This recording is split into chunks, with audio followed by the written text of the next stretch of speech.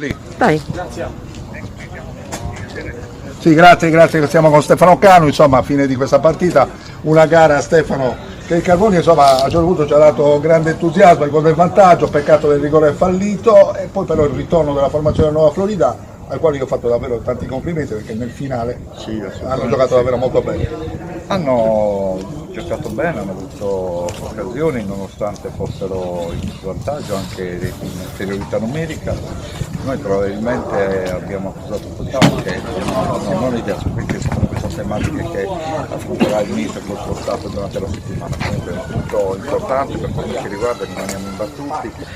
Speriamo domenica di fare una gara casalinga davanti ai nostri spettatori, sarebbe anche la prima, e siamo quasi a fine ottobre, quindi campionato lungo, affascinante, molto interessante, squadre che avevano individualità importanti, giocatori che hanno fatto molto bene nelle categorie anche professionistiche, quindi sono 3 anni in Serie D, hanno un bellissimo impianto, quindi molto bene, noi siamo comunque soddisfatti del punto. Insomma, mi sono emozionato all'inizio di questa partita perché era la prima volta dopo tanti anni che Carbonia nella prima trasferta lontano dalla Sardegna. Sì, la prima trasferta di campionato, perché l'anno scorso ti ricorderai siamo andati a fare una in Coppa Italia, sempre qua nel Lazio, però molto bene, facciamo esperienza con i nostri tanti giovani, quindi bene così, guardiamo con assoluto ottimismo al futuro, ci prepareremo al massimo perché avremo poi 3 partite in 8 giorni, domenica con Savoia, poi il recupero con la Gladiator, almeno speriamo che ci sia. Con 3 formazioni di Campania. Esatto, e poi la trasferta a Giuliano di Campania. Sì, esatto. E saremo naturalmente sempre a fianco del Carbonia Calcio, sì, con Radio Luna Sport,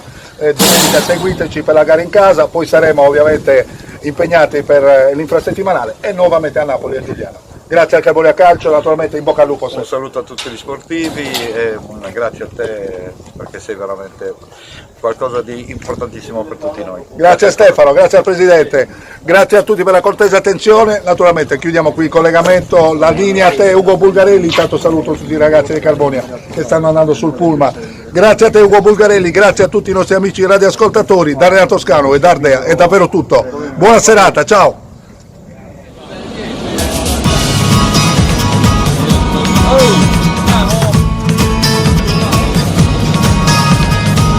Eras mi vida, mi religión de siempre, eras un sol pegado a mi frente, eras el ritmo de mis noches, hasta el hasta siempre.